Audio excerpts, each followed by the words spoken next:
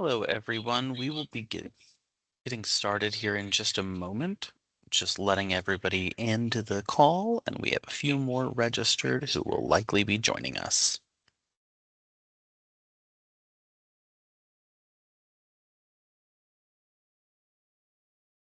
This call will be recorded and will be uploaded to the internal competition webpage, as our other webinars have been. If you have not watched any of those, they are available, and I'll get a link in the chat here momentarily. We want to thank everybody for attending. And as a reminder, this is our first time applicant webinar. Megan will be leading us here, but I just always want to preempt things with an explanation of the purpose of this call. For anybody who is a current CoC recipient or a previous CoC recipient in the last year or two, this information may not be particularly relevant to you, but if you are a first-time applicant, have never received CoC funding, have questions about CoC funding that you feel are from that outside perspective, or if it's been a while since you've received funding, this is going to be the best call for you. I'm going to turn it over to Megan here, and if you have questions, please put them in the chat or the Q&A, whatever you can have access to. Wonderful. Thank you, Jesse. So I'm going to I apologize, get my screen set up here. Okie dokie.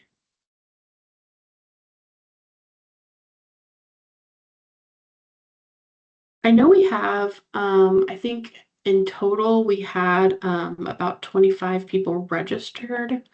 And I know we do have several folks on the call who are current grantees or maybe have been through the process before. So like Jesse said, what we're going to do today, the primary goal today is to just have a very, very wide overview of the CoC program in general. And then I want to make sure that there's going to be plenty of time for questions. We can talk through kind of like initial ideas. If you have, this is very much the no stupid questions webinar. You are in a very safe space. Again, because this is first time applicants, there will be folks on here who have never even heard of the continuum of care. So we're very, very much starting at the basics today. Alrighty.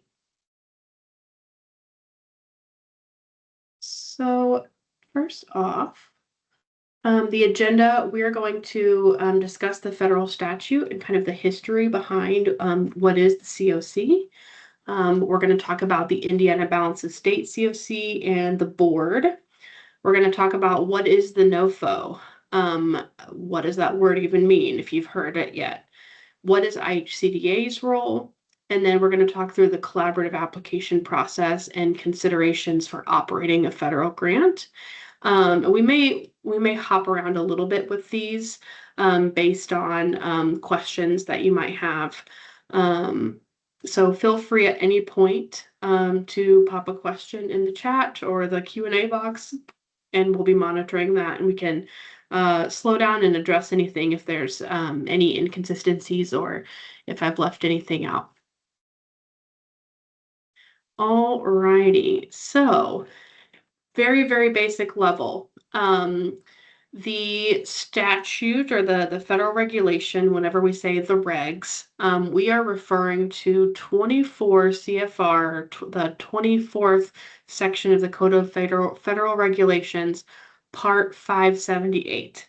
That is the fun, legal, legit jargon that kind of governs everything that we do as a continuum of care. And this was initially enacted under the McKinney-Vento Act of 1987, and then significantly updated by the Hearth Act of 2009.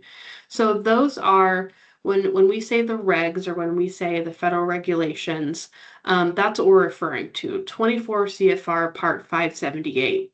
I recommend anybody who's operating in this space, especially on the grant management side, bookmark that CFR, refer to it often. I've got a version that I've printed in PDF, and so it's more easily searchable. But that's really everything we do is what that's based on. That said, so there is the federal regulation, and only Congress can change that. But how it's interpreted, or if there's any exceptions or program rules, those things may be granted by HUD, who's the lead agency that this act is referring to and applying to. Um, I'm not a lawyer. I'm not going to say that HUD HUD can't necessarily change what's in the act, but they can interpret things based on different priorities, different situations. They can authorize temporary protections for certain things. Like in COVID, we had a lot of waivers of, hey, we know the federal regulations say this, but times are crazy and we need to make some exceptions. HUD does have the ability to do that. Again, lawyers are going to lawyer. There's going to be a lot of back and forth if there are significant, interpretations that are different from one HUD administration to another. And that's kind of what we're seeing right now at the federal level. Some definitions, just to get us kicked off here. Again, the CoC, or the Continuum of Care program, is also, that's the federal program. That's what it's called in the statute. However, it's also our colloquial term for basically our collection of service providers throughout the state. If you think of the continuum, it is a kind of a conceptual idea. It's everybody across the state of Indiana who is doing this work in homelessness services. And if you think of somebody who is experiencing homelessness, they probably have a lot of different touch points of needs. They've got obviously a basic need of shelter, and maybe one night that looks a little bit different than it does the next night. Basic needs of food, and that provision of services can come from all kinds of different providers. All of those providers could be members of the continuum of care. Next acronym to define is the NOFO, or Notice of Funding Opportunity. And this is a word that's used all across the federal government. If you've had any federal grants before or dealt with funds from the feds, you've probably heard of NOFO or NOFA. It's been more used as NOFO lately, and that's just a, hey, this money is available. It's posted, and you're able to apply. So it's that notice. Next, and this one we won't go. This one's kind of in the weeds. We won't go too deep into this, but ARD, Annual Renewal Demand. That's basically the maximum amount of money that we can apply for as a CoC, as a continuum of care. The NOFO says, hey, this funding's out there, it's available to every state. And the ARD, or annual renewal demand, is a dollar amount based on the amount of people that are experiencing homelessness in our state. It's based on the population.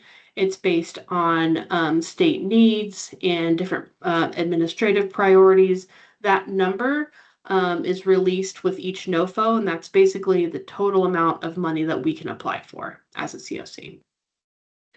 Internal competition, and we'll have a whole slide dedicated to this.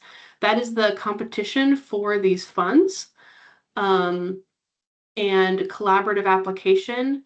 Collaborative applicant. We're going to have specific slides on all three of these topics because it is kind of they're more in the weeds subjects.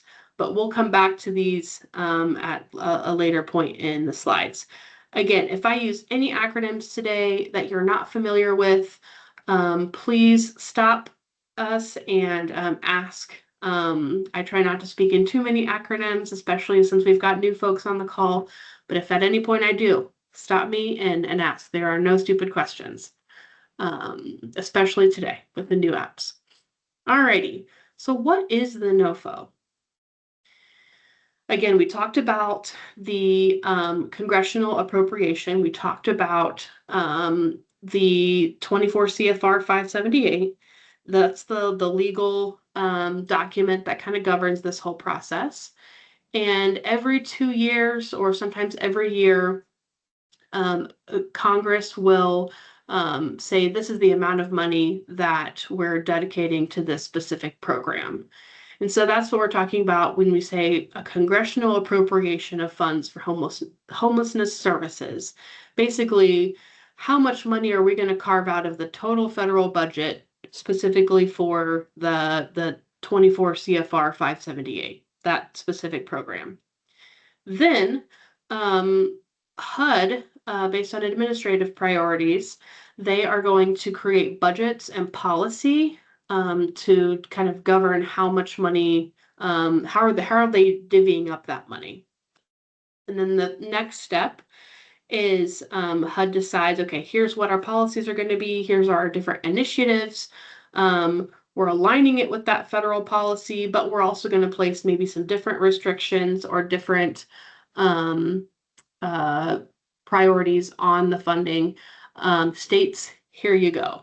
That's where they announce that ARD we talked about. That's where they announce in the NOFO, things can change a little bit based on different priorities.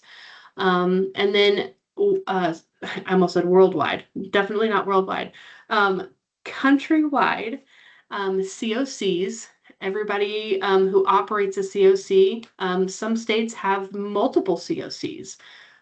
Some even like counties have multiple COCs in their area. Indiana, for instance, we only have the city of Indianapolis is one COC, and then the balance of state is its own COC. So in our case, us as the balance of state, we are competing nationwide for these funds, and they're made available through that NOFO and through that policy process. So if you kind of think of it as like an umbrella step, as pictured here.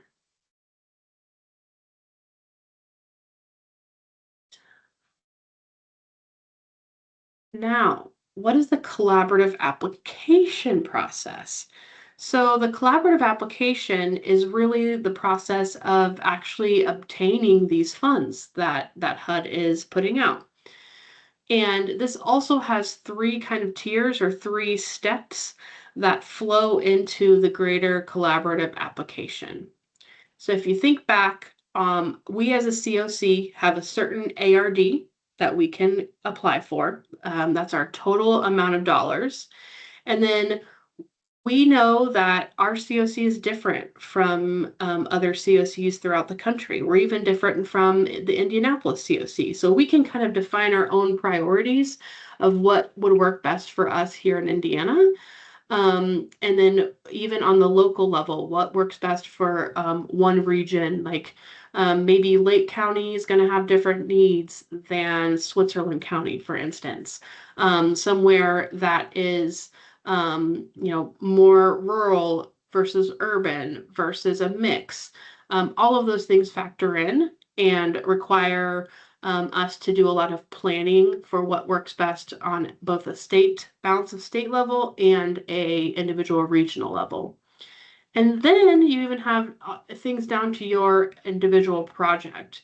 You all know with the projects that you work on, sometimes something that works for one of your participants isn't going to work for another participant. And so you kind of have to individualize things. And maybe you, as you're thinking through new programs for your organization, you're designing those with not only where do we get the money to do a new program, but also how do we design a new program to better meet the needs of the people that we're serving in our specific community. So that's kind of the big picture. Now zooming in. So you look at your individual projects. See if I got my pointer here. You're looking at your individual project and you're thinking, what does my community need? What is going to best serve the people experiencing homelessness in my specific area and my specific region? So you're designing your individual project based on that and based on your needs. Then you're going to be submitting an individual project application to the internal competition. And this is basically everyone in our CoC is effectively competing against each other for these funds. Now, it's not like the cutthroat competitive process to the extent, because again, we are trying to fit in what is the greatest benefit for us all across the CoC and all across our state balance of statewide services. So we know that different projects are going to have different components, different regions need different things. And we consider all of that during the internal competition. Excuse me. So at the end of this presentation, I'm going to show you a little bit more about how to find information on the internal competition process, as well as the specific policies and procedures for this year's internal competition. All right, so if you think through this, you've got your specific project that you're working on. Let's say it's a street outreach project in Hammond, Indiana. So you work in Hammond and you go and you do street outreach. That typical project is going to apply through the internal competition and will be ranked and scored amongst other similar projects throughout the state. Then once we have our state internal competition completed, then the collaborative application process begins.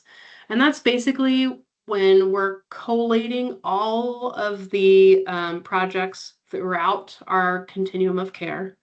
And that is what is going to be submitted to HUD as our, hey, here is the Indiana Balance of States full application. Please fund us, basically. So this is kind of like a sideways funnel, but you can imagine how those applications fit in. All right. And then the collaborative application is completed by the collaborative applicant. Oh, I just saw Jesse, your hand is up. Yeah, we have one quick question for clarity that I think is great to do before we move forward. Not all COCs have to be strictly homelessness, right? Are DV situations considered COC? For clarity, COCs are that continuum of care network, that continuum of care funding that Megan referred to. Projects themselves can serve, based on individual NOFOs and individual regulations, different types of homelessness. Yeah. Domestic violence is one of HUD's 4 categories of homelessness. The vast majority of the projects in the Indiana Balance of State Continuum of Care serve individuals who are either Category 1, literally homeless, living somewhere not meant for human habitation, like a shelter, or living somewhere like a not meant for human habitation, like a car, the street, or in a shelter, or Category 4, fleeing or attempting to flee domestic violence. So individuals fleeing or attempting to flee domestic violence do meet the threshold for homelessness. Yeah, and we'll get into those definitions later on in the presentation to kind of like make it more clear. But right now it's important to understand that the CoC is all of us. The CoC is a greater continuum. That's the big picture. That's the big umbrella that we all fall under. So your individual project is not in itself a CoC. You are a member of the CoC. It's kind of like a cool club that we're all a part of. If that And makes one sense. thing that we often have confused about this topic, our particular CoC is divided into 16 regions, governed at a local level with regional planning councils involved. Those regional planning councils themselves are also not CoCs. Those regional planning councils are a part of, like Megan said, the cool club we're all members of, the CoC. Great. Thanks, Jesse.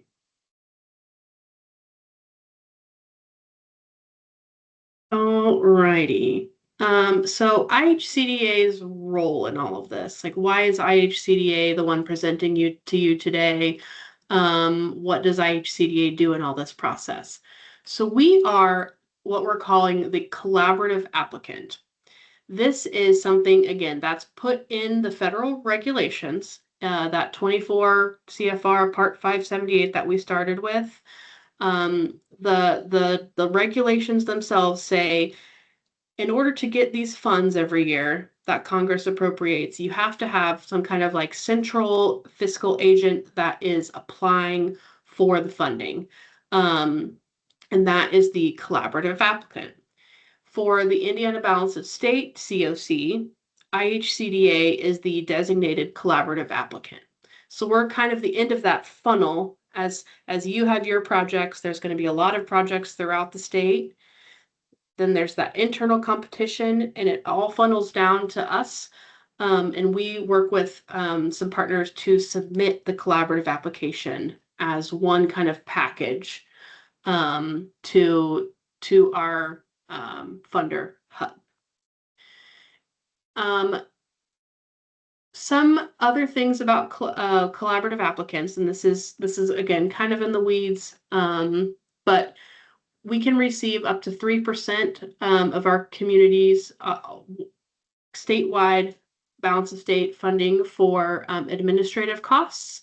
That's what helps pay for our staff to do this process and make sure that we have some consistency and that there's a central point of contact throughout the state. Let's see.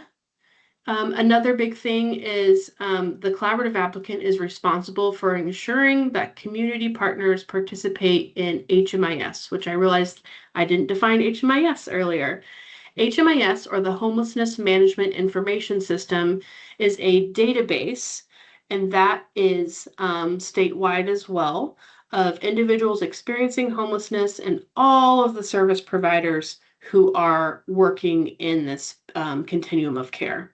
So if someone is maybe they're fleeing domestic violence and they are from, well, we'll stick with that Hammond, Indiana example. Someone is you come across someone in your street outreach in Hammond, Indiana, and that person says, I just moved here. I'm living in my car right now because I'm escaping my abuser who lives in Fort Wayne. And so this person moved all the way from Fort Wayne to Hammond to escape their abuser. And it's possible that when they were in Fort Wayne, they already started engaging in services with another provider, maybe a domestic violence survivor shelter there. Maybe they started experiencing homelessness a little bit while they were in Fort Wayne. All kinds of things are possible. So that person could already be in the homelessness management information systems. They could have sought services from another provider in Fort Wayne. And you could go in to HMIS, you operating in Hammond, and you might be like, oh, this person's already in here. I'm able to see their information. I will say on the domestic violence side, and I'm sure this is what Jesse's about to say. On the domestic violence side, we do actually have a completely separate system. I should have thought of this before using my example because you wouldn't actually be able to see that person. Because of domestic violence and the sensitivities around that particular situation, you and Hammond wouldn't actually see the information from Fort Wayne. My bad. That was a terrible example. Jesse, do you want to add something else Yeah, to that? just for clarity there, the DV comparable system, the domestic violence comparable system for providers interacting with the homeless response system, is closed to the organization. So any information that you as a victim service provider were to put in the system, only your organization can see it. Additionally, we have individuals who might have interacted with a DV provider and later interact with a homeless service provider and not disclose experiences of domestic violence. So there could be an individual in a closed system with a victim service provider, as well as in the open system as someone experiencing homelessness. Yeah, so ignore my domestic violence example, and we'll say this person wasn't experiencing domestic violence. Say they were, we'll say they lived in Fort Wayne and they were receiving services from a provider in the Fort Wayne area, and then they decided, you know what, I think I'm going to have more opportunities in Hammond. And so they you know, got a ride from a friend or someone they know, got a bus to Hammond, and then you meet them in your street outreach program in Hammond, and you are able to go in and look at their information. You see, oh, looks like they've already been served by someone in Fort Wayne. And so that just helps providers collaborate and communicate. There could be somebody in Fort Wayne, a case manager over there, that's been working with this person for years. And you can work with them to better serve that particular client, and vice versa. So apologies for the bad example, but hopefully the second example makes more sense. All right, so IHCDA also runs that homelessness management information system. So we work with the contractor to keep that system up and going. And I say system, when I say system, I mean both the domestic violence closed version and the open, statewide version. We do both of those. We have a staff here who manage any of your help desk tickets. So if any of you are already in HMIS and you forget your password, or you notice there's some kind of discrepancy or something needs to be changed or updated, and you send a ticket into our help desk, our staff here takes care of that. We have some contractors that help as well. And then data, so gathering statewide data. Many of you have probably heard of the homelessness point in time count, or PIT count. That is a statewide count of anyone experiencing homelessness at some point in the month of January.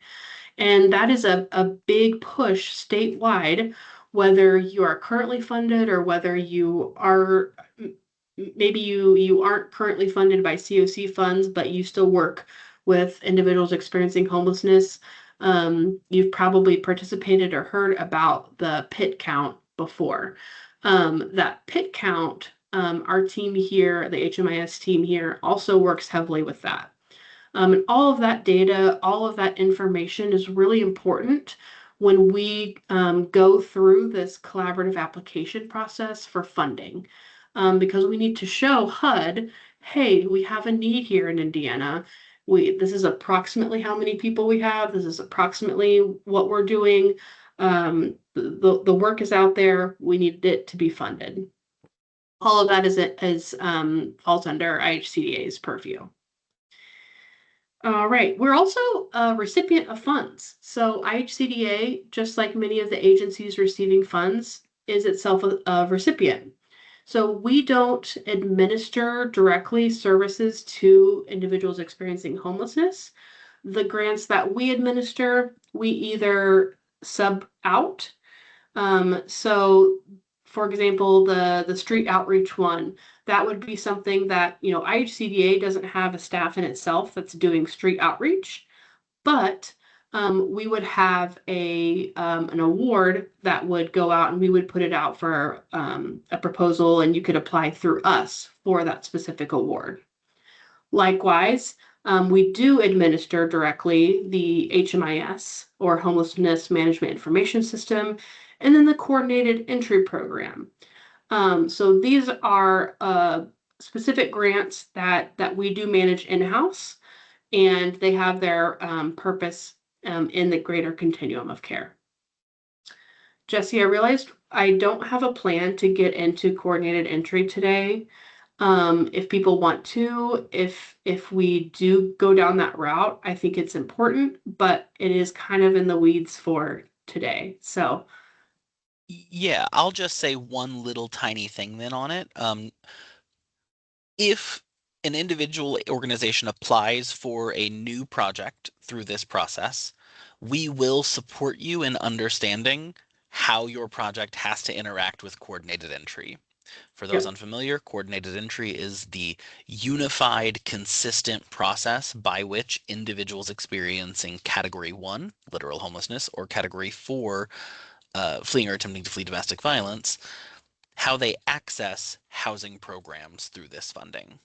So if you apply for funding, if you are selected for funding, if you are funded by HUD, as part of the onboarding, we will give you plenty of guidance. You are not expected to know the answers right now. Yeah. And generally speaking, and this goes for like everything we're going to talk about today, IHCDA's role is, we're that kind of leader in the group project that is taking the notes, that is emailing the professor, that is basically working to make sure that everybody's on the same page. Because again, if you've got a project in Hammond, Indiana, is going to be very different from a project in even Valparaiso or even at Switzerland County, Jeffersonville, Newcastle. These are all very different places with very different needs. And so we're that kind of central agent, collaborative applicant to make sure everybody's on the same page. So we also will provide technical assistance. We do monitoring of our current grants to make sure the grant is being administered properly. And then obviously grant management of our own grants itself. Okay. This is, I'll touch on this just very quickly. So this year, particularly for that funding that's appropriated by Congress, we're looking at about 4.04 billion appropriated by Congress for the Continuum of Care program. And then they've set kind of more specifics that we as the collaborative applicant can, we'll do the math for you on that. You don't have to worry about that. And then we as the balance of state all have representatives statewide that contribute to a greater board. And this is the balance of state continuum of care board. This is made up of people that are service providers, just like many of you on the call, people that work in the homelessness services industry all across the state. And this Balance of State Board creates our priorities for this funding and how we want to distribute it as a greater continuum. On June 18th, so last week, the week before, I don't know, time is insane right now. The board of directors for our whole CoC voted on how these priorities would be set, and we'll go through that a little bit later. I don't want to get too in the weeds at this point. Alrighty, just a couple of things to touch on.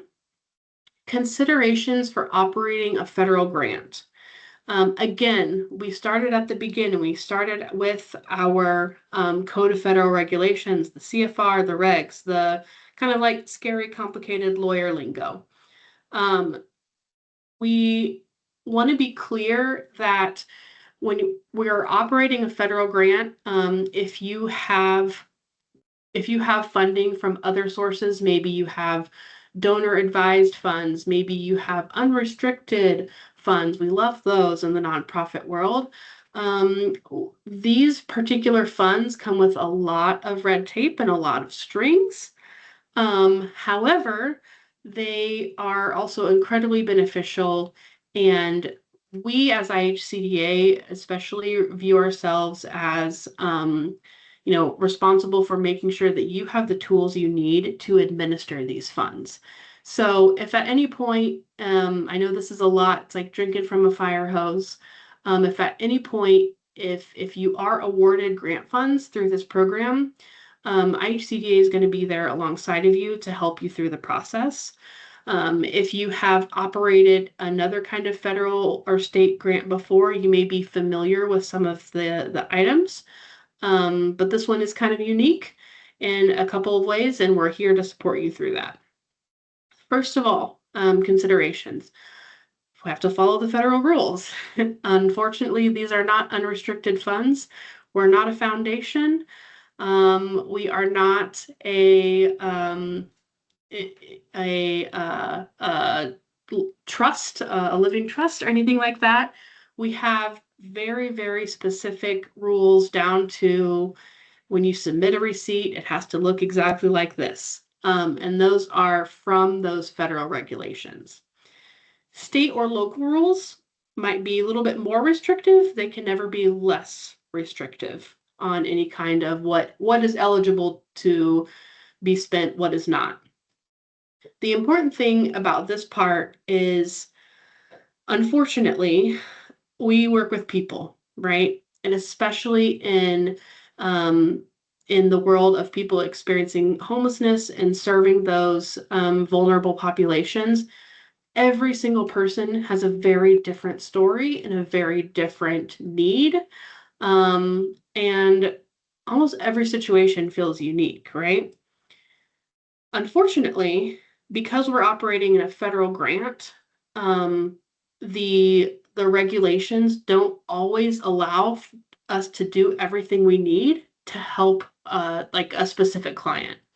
For example, if you are serving a family and they come into your program, you're able to house them, like, hey, you've got a new baby, I'll get you a unit with an extra bedroom. You can have a nursery. That's great. Everyone's excited. And the family says, super.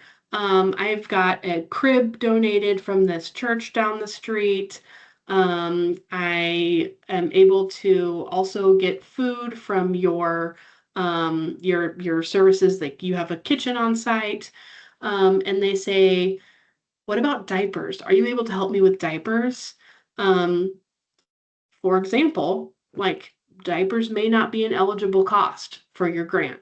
And even though that's something that your client needs, and that's something that can help them keep their housing, again, if they're not spending money on diapers, we all know how much those cost, they can help pay their rent.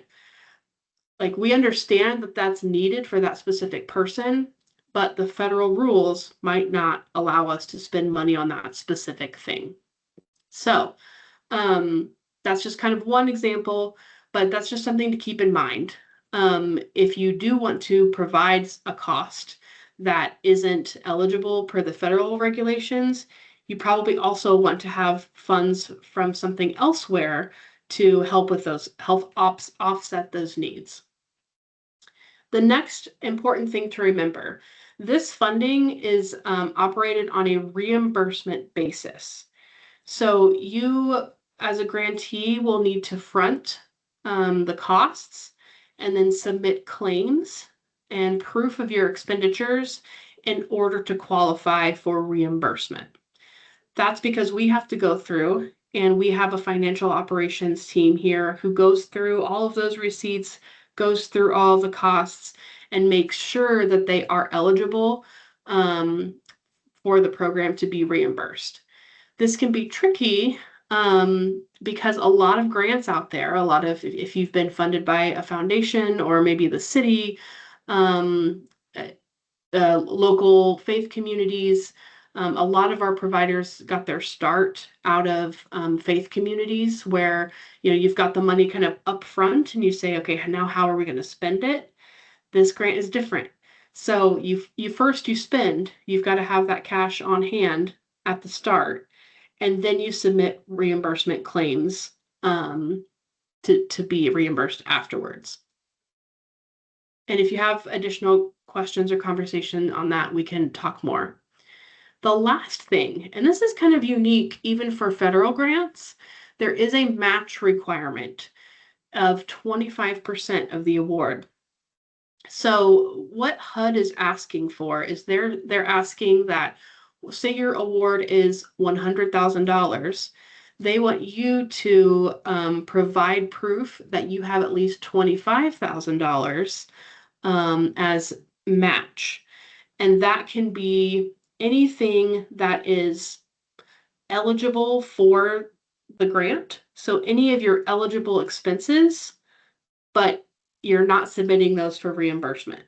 So maybe you have a case manager that you're paying out of that $100,000.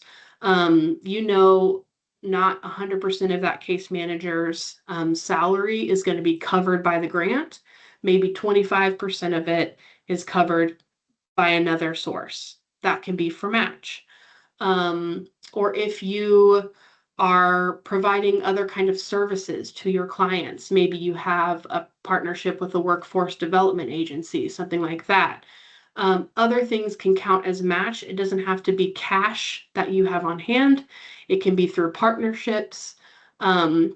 We can talk about match. That can be a whole other separate presentation, but I'll just scratch the surface of it today.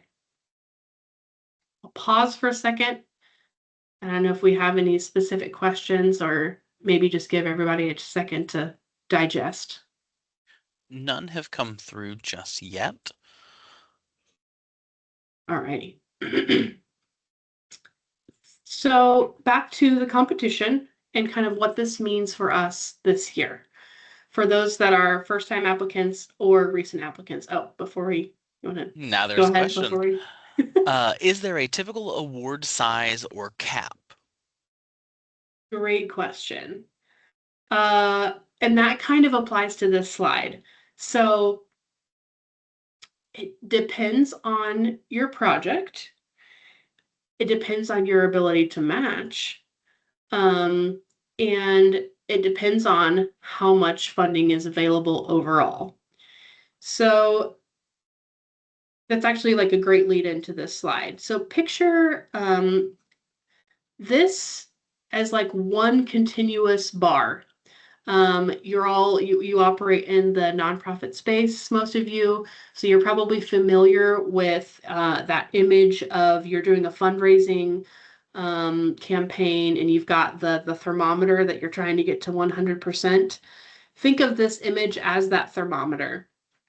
So HUD says, and this is going back to one of our definitions again, ARD. HUD says your annual amount, your 100% is X. Let's say it's 24 million, because that's about where we're at as Indiana in the balance of state. So this whole bar equals 24 million. There's a mix in that 24 million of different kinds of projects. So tier one, and this was actually decided by the CoC board. Tier one is going to be, it was decided by HUD that 60% of our total ARD, so 60% of 24 million, is going to be in tier one. These are a very specific type of projects that the board has decided to fund. Then there's tier two. The difference between tier one and tier two, they're still part of that initial 100%, but tier one is kind of like guaranteed funding, and tier two is not guaranteed. So tier one is going to be projects that have applied and demonstrated success year after year, and they're going to be ranked to tier one. Tier two is going to be where new projects are going to fall. So you are limited by your ask in a couple of ways. First of all, tier two can only be 40% of the total, so 40% of 24 million-ish. And then you're also limited by what's available. So we haven't been super prescriptive, and this is where I see Kristen's on. Kristen, you may have something to add here on how prescriptive we've been in the past on new projects and how much funding they're asking for. So feel free to jump in at any point if you have some insight to share on that. You're going to be limited by the total that's available, but also by what other projects are doing. So we have several new projects that are going to all be applying for tier two. and they're going to be ranked and scored. And there could be opportunity to like collaborate within your region. Like if you have a really good project that another agency may be working on with you, you guys could both go in together rather than two separate applications. Or if that works better for you, that's also an option. Before I go on, Kristen, do you want to? Yeah, I do. So, and it's a good question about like how much to ask for and that kind of thing. And keeping in mind that whatever you ask for should be realistic, because you will have these projects will be for a year, and you will have a year to utilize that funding. If you are not utilizing your project, the that can be right-sized in the next competition. So that is one area that is reviewed when you are on the renewal side of things, your performance. Asking for a lot of funding and getting it may not necessarily be the right strategy. And it's a hard thing to figure out. But as long as you're being realistic and you think that you can spend the entire amount, you should be good. And I think the staff here can help you figure out what that amount is, depending on what your project is. Mhm. Yeah, and you're ranked and scored in the competition. One of the biggest factors for your ranking and scoring is utilization of your funds. So if you come in and you say, I want $100,000 and I've got the match, I have an additional $25,000 from a partner that they're willing to fund all of my case management. We say, awesome, cool, we love that for you. And then if in a year you show that you've actually only spent $30,000, that's going to really hurt your chances of getting funded again. So all of those things are important to think through. I think it might be good. We may already have this. This is a harebrained idea that is just popping into my mind as we speak. I almost want to create like either a decision tree or kind of like a one sheet of like how do I know how to like what to ask for considerations as you're developing your ask. Um, so we'll work on some kind of resource like that as well. That's kind of we can post and can be more like standardized. Jesse, you had a question pop up. Yeah, we've got a couple here. One of them, I have a feeling the answer is going to be you're going to cover it in the next few slides. My organization's been operating for 40 years, so we have existing projects, but this is our first time applying for this funding. Would our application fall under Tier 1 or Tier 2? Yep, great question. So in that case, it would be tier two. And that's where the board, the IHCDA board, kind of decided how they're going to prioritize tier one and tier two. That may be different in other states. That may be different even in the city of Indianapolis. I don't know what their process is, but it for us and our competition, it would be in tier two.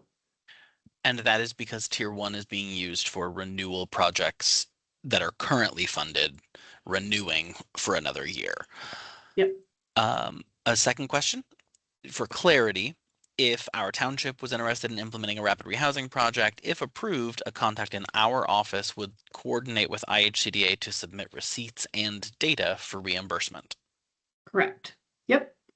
Nailed it. And the last question, does the match have to be cash? And you spoke very briefly about this, but if you could just reiterate it. It does not.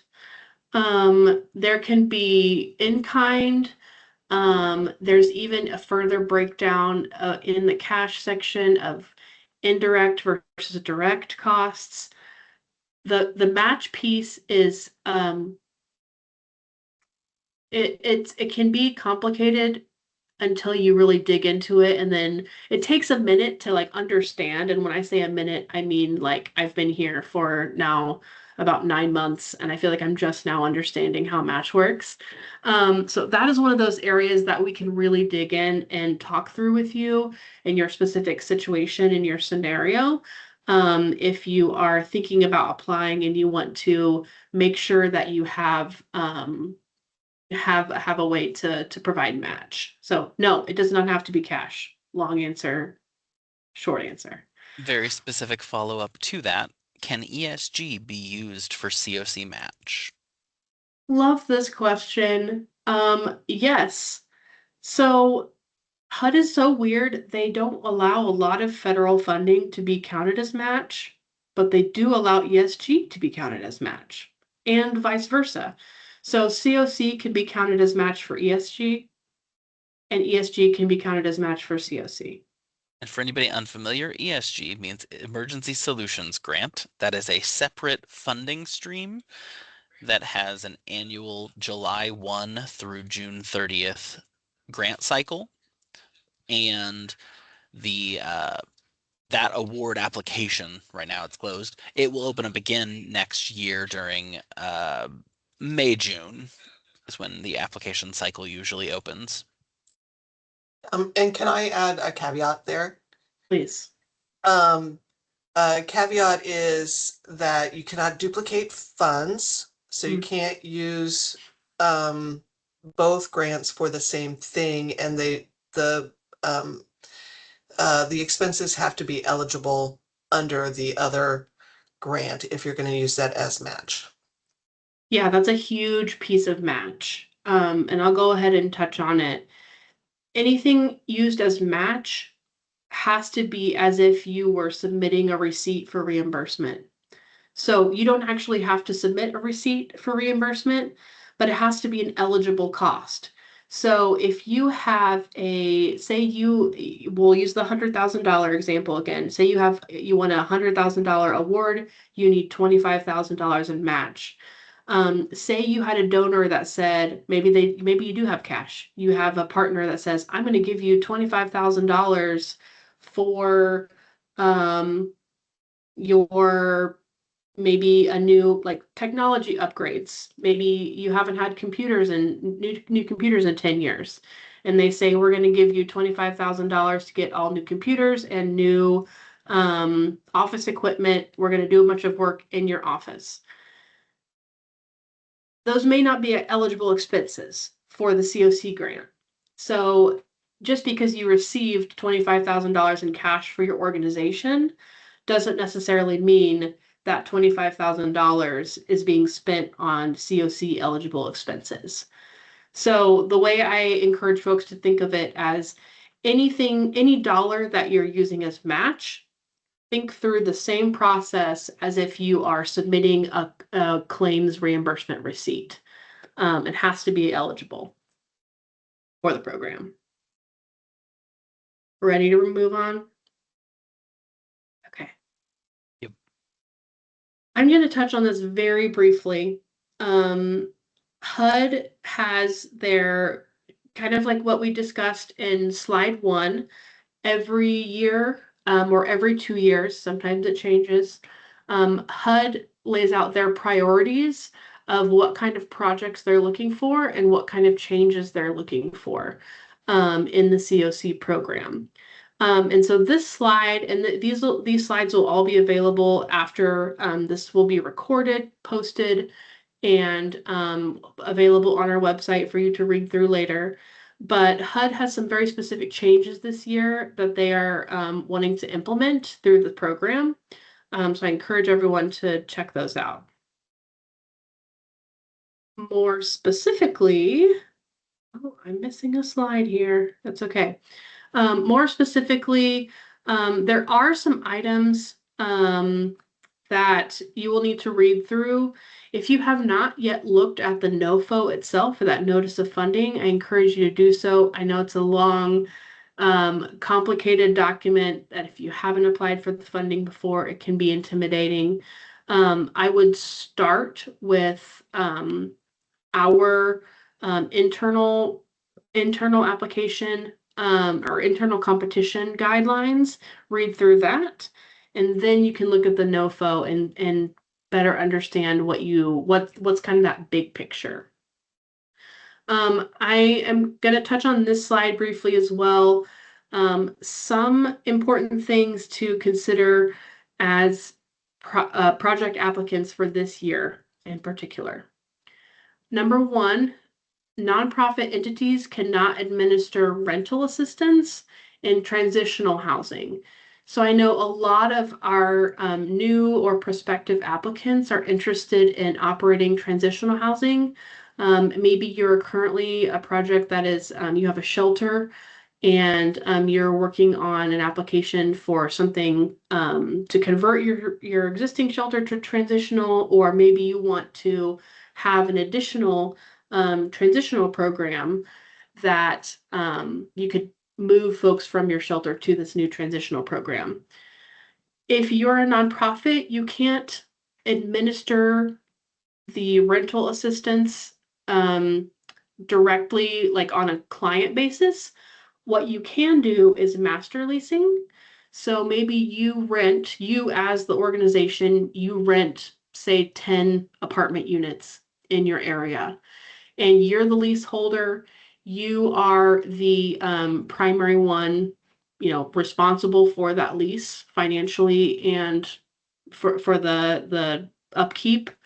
But you can move tenants in and out of that, and then you, as the provider, would have kind of a sublease or an occupancy agreement with your client who would be living in the unit.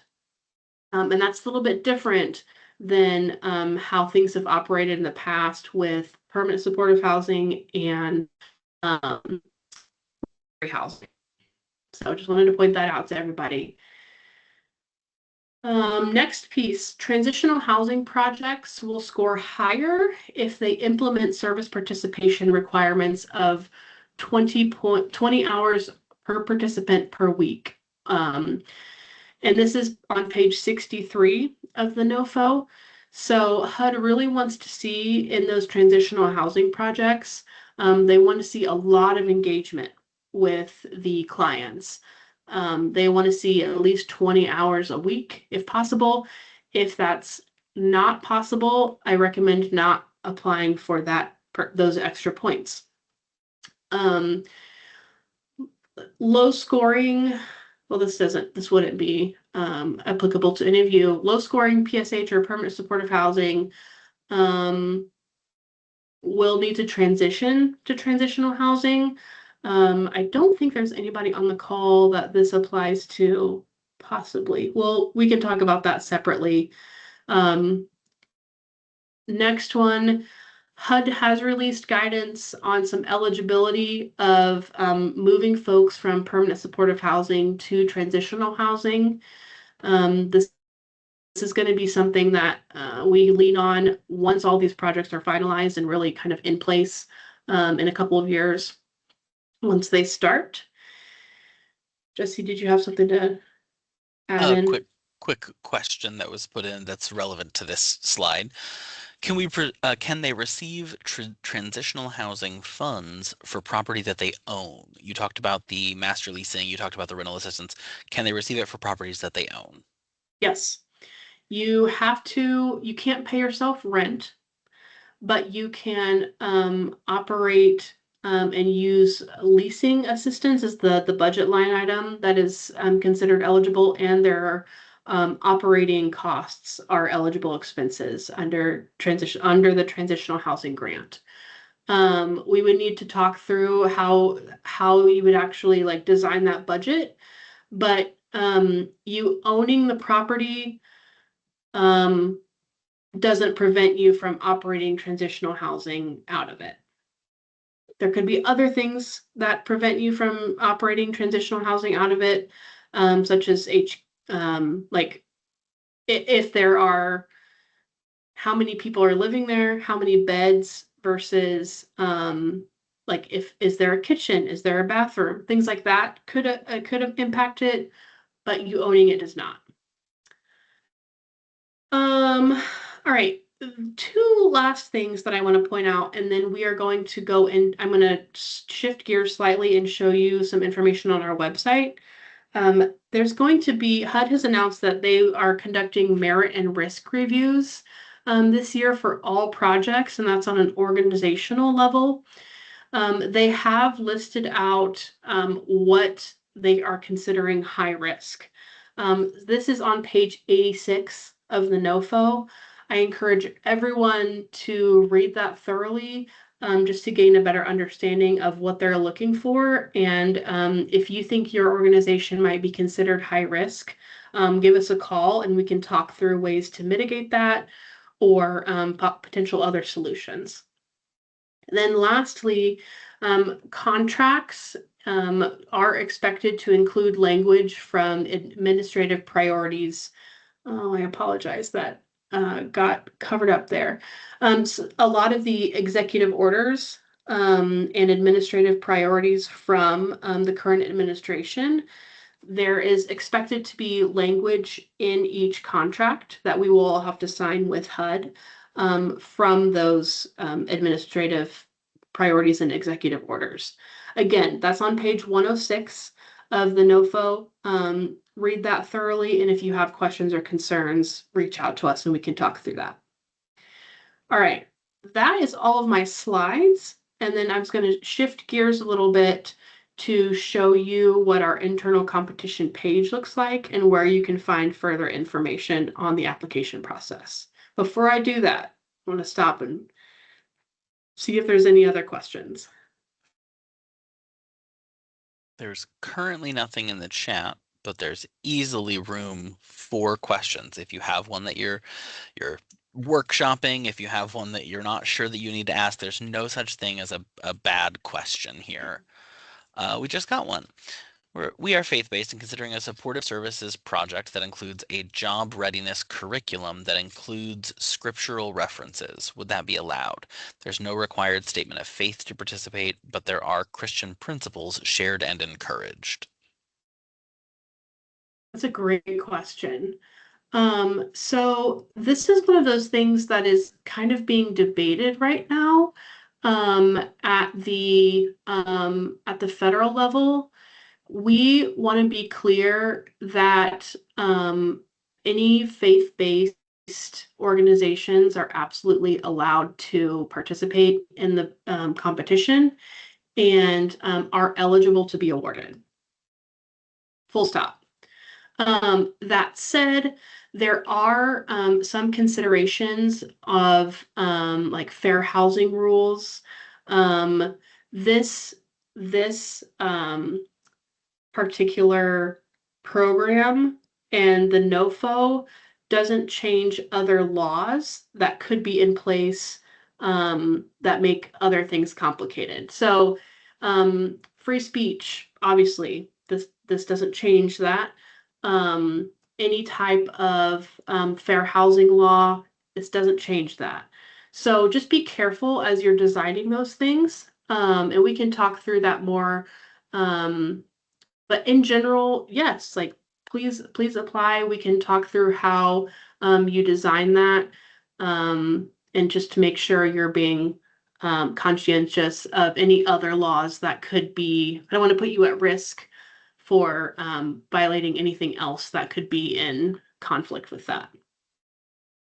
One other consideration to make sure that everybody is aware of, individual program components like transitional housing or supportive services only have those specific eligibility requirements of who they can serve on a federal level.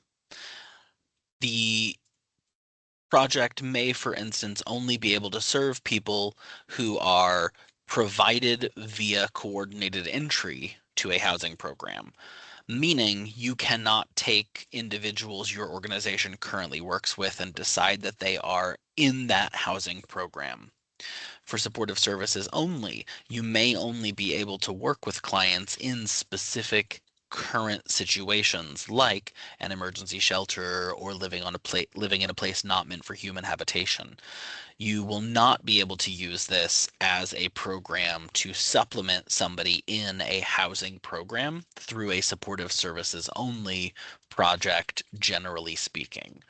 So there are all of these things to consider, and we fully encourage, like Megan said, for people to submit their recommendations.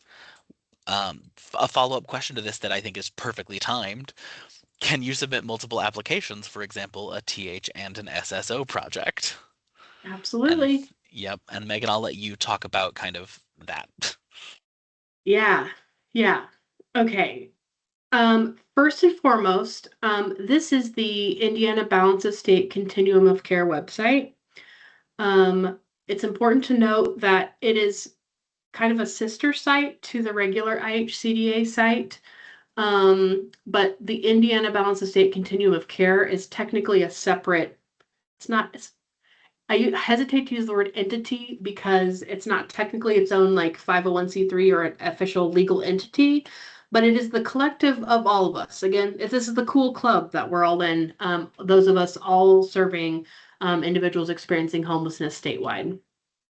So this particular, if you just Google Indiana Balance of State Continuum of Care, you should be able to get here. I'm sure Jesse will post this link in the chat if he hasn't already. And then you're going to be able to find different sections of information specific to what we've talked about today. So the board of directors, that's talking about, those are the decision makers, those are the leaders of our group project throughout the state of Indiana, or minus Indianapolis. That's always the caveat. Development days. So we host like a conference twice a year, and that is time for us to all get together, discuss, meet in person, share ideas. Great opportunities there. That you can link to past development days if you have any items that maybe you wanted to delve deeper into. We've got some resources like past presentations and recordings from those events. The HMIS data portal, again, HMIS or Homelessness Management Information Systems. This is a cool place to find a lot of data on homelessness throughout Indiana. We have a team of very, very smart people who do really fancy things with numbers and make them into images. And it's delightful. I encourage you, this is a great place just for research and to better understand who the people are you're serving. Also, pro tip, if you're applying to other grants outside of these federal grants, this is a great place to find information on, the populations that you're serving and get some of that hard data. And then we've got our internal competition page. That is the page that we'll primarily be using today. We also talk about the regional structure. Again, we know that the needs in Hammond are different from the needs in Jeffersonville, are different from the needs in Newcastle, are different from the needs in Terre Haute. They are like all very different places. So each region has its own leadership. Again, these regional leadership, a lot of them sit on the board. A lot of them are board members. Some of them are just not board members, but just lead regionally. Again, this is all a collective. This is a big group project. We work together. And then shout out to our youth folks. So we have our two youth team members are also on the call. Youth and young adult. We have a lot of activities going on right now with our youth and young adult service providers. We are applying for additional funding for youth programs this year. That's something that we've applied for a couple times in the past. We haven't received it, but we're pretty confident this year that we can put together a really good, convincing application.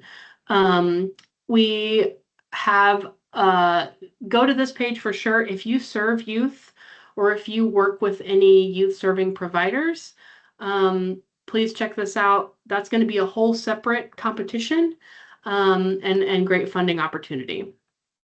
All right. all that said, I'm going to go to this internal competition page. This is where the magic is going to happen for your funding. First of all, you may have seen this. This is where we're listing our webinars. Obviously, you're listening to this one today. Once this is completed, the recording and slides will be posted here. Likewise, this is where you can register for the upcoming webinar if any of those apply to you.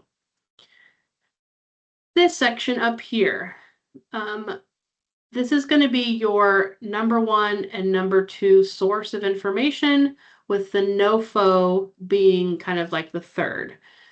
The ranking and scoring policies, this is basically kind of the RFP, or this is the application rules and regulations, all that you need to know about how you're going to submit your actual application for these funds in the internal Indiana competition, if it ever loads here.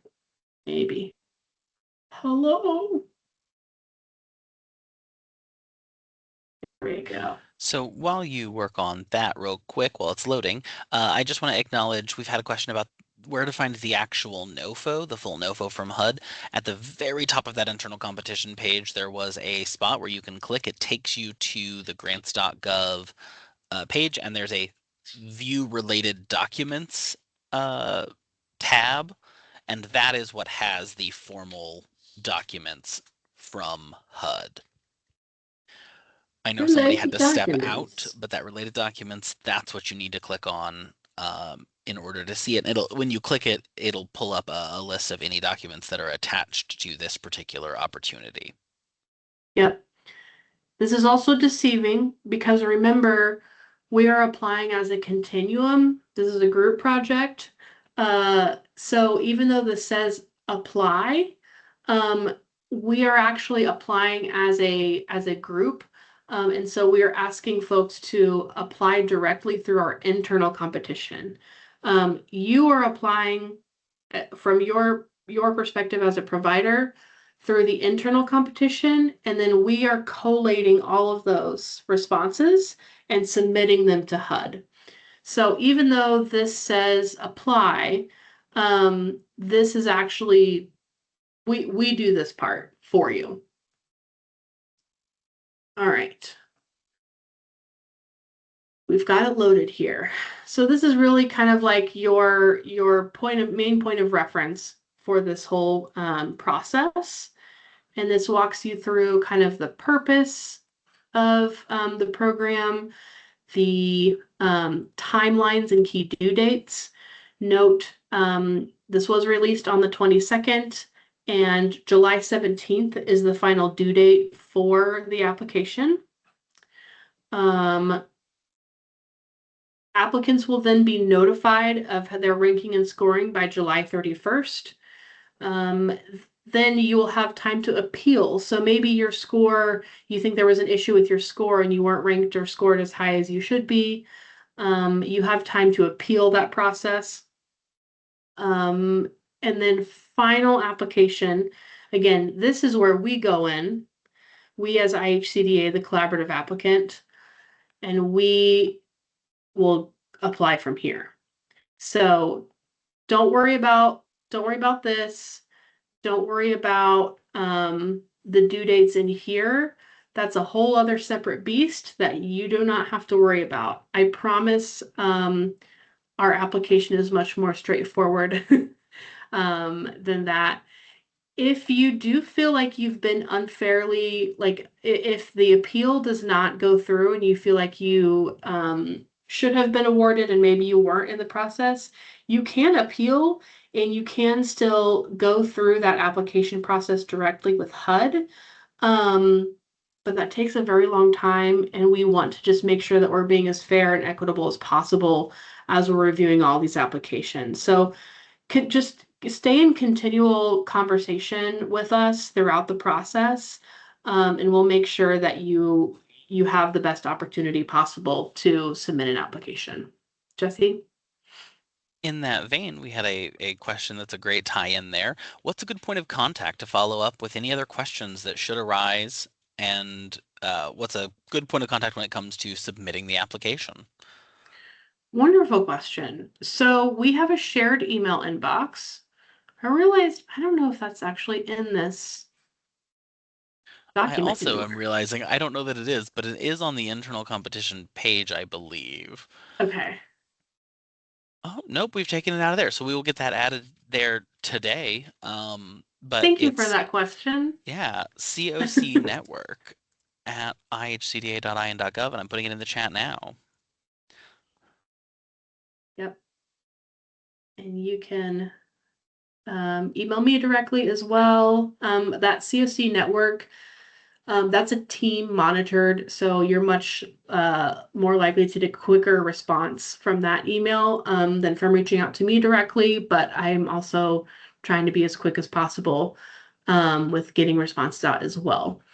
So yes, thank you so much for that question. We will get that updated on both the website and our materials. And the second piece of that question, just to clarify, um, as far as when it comes time to submit the application, that is just done through those jot form links.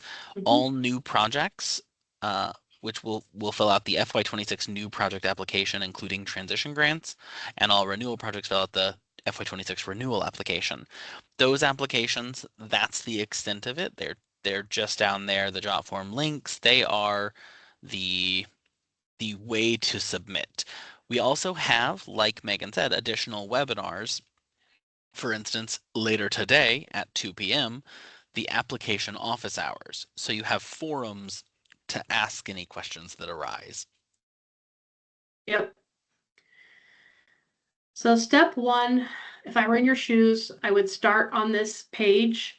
I would review this document, which is the internal competition policies and procedures.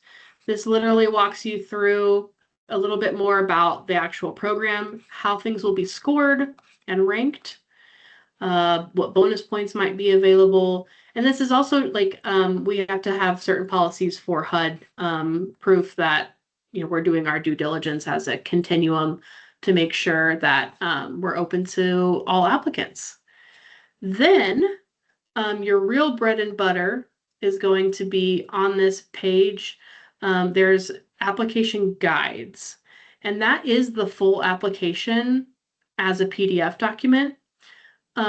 We have the links where, Jesse, maybe we could also add like apply here, kind of like how HUD does. We'll think about that offline, but this is where you will actually open your application. So new project applications, I'll show you that real quick before I go back to the guide. This is through JotForm, which is a software that you'll actually be entering your information into. Here's where we have the questions during the application process part, CoC network at ihcda.in.gov. So here's where you'll actually go in and submit your application. Now, JotForm does not allow you to skip ahead page after page and review the whole thing. So what we've done is we've created these project application guides, and they're posted right here.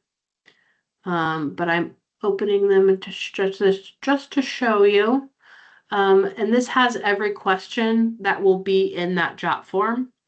I would recommend, again, using the group project example, I would recommend as an agency, think through your answers. You can even type things out on a shared document based on these questions, share them across your agency or your organization, and get everything ready to go before you go into JotForm, just so that you can easily like copy and paste things from a Word document, and you're not skipping back and forth through JotForm. JotForm can be saved.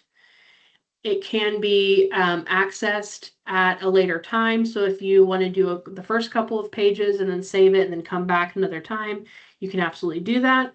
It can also, once you submit your application, if you submit it and you go, oh shoot, I needed to add one more thing on our narrative section.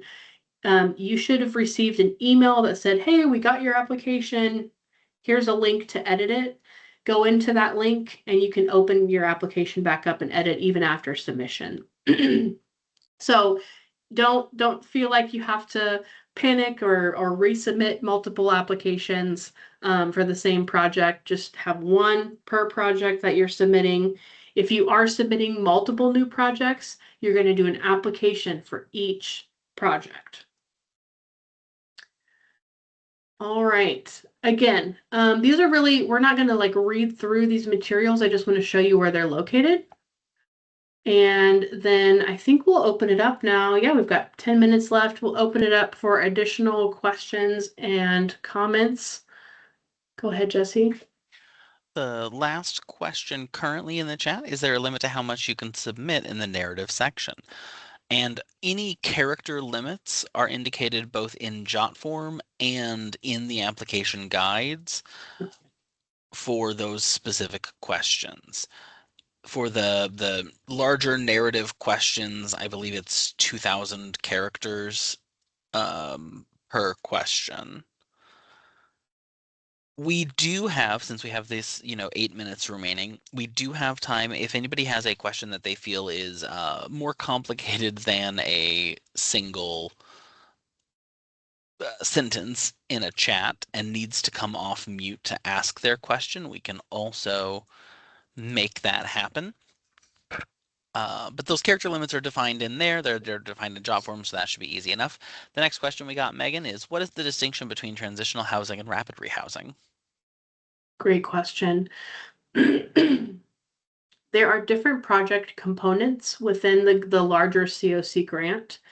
Let me see here. Transitional housing, programmatically, it doesn't look very different, but the way what costs are eligible and how you put together your budget is very different. So what I'm going to show you up here, there we go. Rapid rehousing, in this case, rapid rehousing applications, we will unfortunately not be able to accept those this year. And we're asking all of our currently funded rapid rehousing projects to transition to transitional housing. Operationally, it's still a 2-year limit, maximum 24 months of assistance for the client. You can obviously have a little bit more restriction than that. We have a lot of partners who say, we only offer a year of assistance or maybe 18 months and then give them room for extensions. That's beside the point. The difference between those two on an application standpoint is because different costs are eligible. In all of these different project types, there are some costs that might be eligible under permanent supportive housing that aren't eligible under TH and vice versa. You can do things with TH that you can't do with PSH and vice versa. So if you have a specific project idea, talk to us and we can talk through about what type might work best for what you want to fund. The next question, just for clarity here, just for clarification, new projects are not allowed to submit a rapid rehousing project. Correct.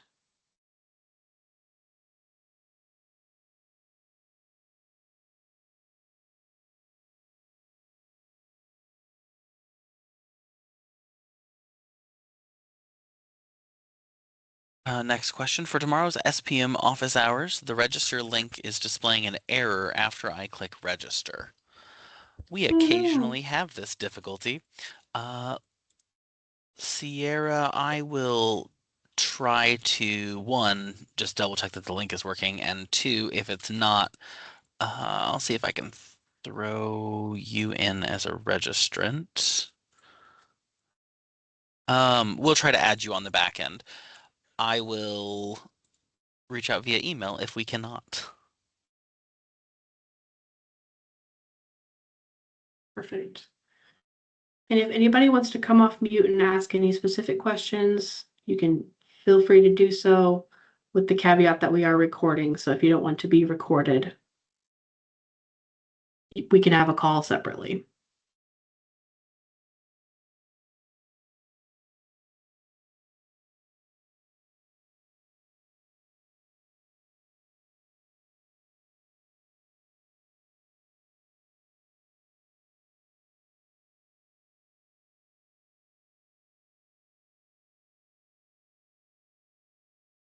Yeah, so Jean, we are having office hours for the application. They are posted on the website. There's one today, 2 to 3, and that's specifically for the application.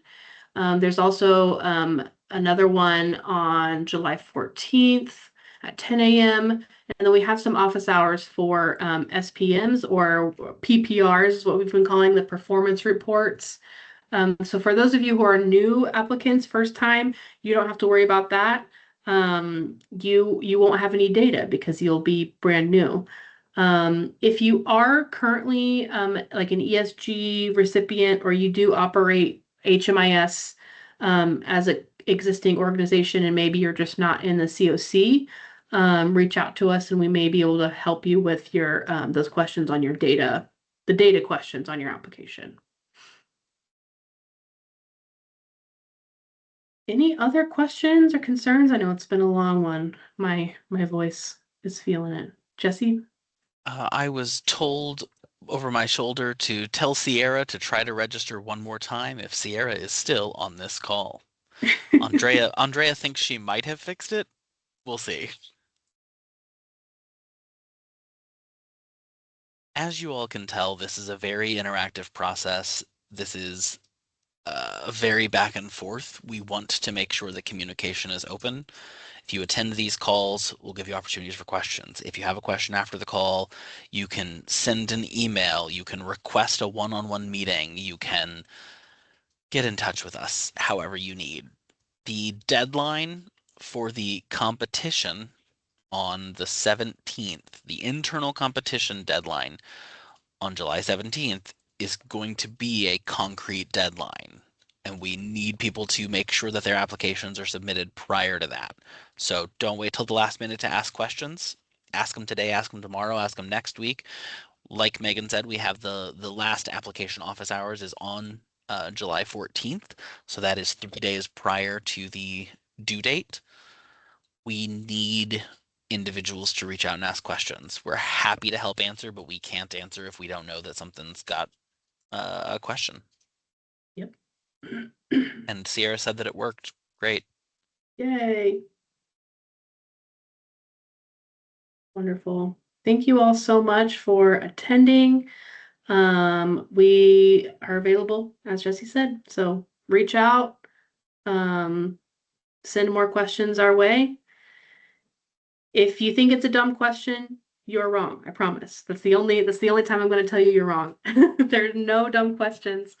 There's lots of different applicants with different situations. So somebody probably has the same question. Send them our way. Thanks everyone so much. Thanks everyone. Bye.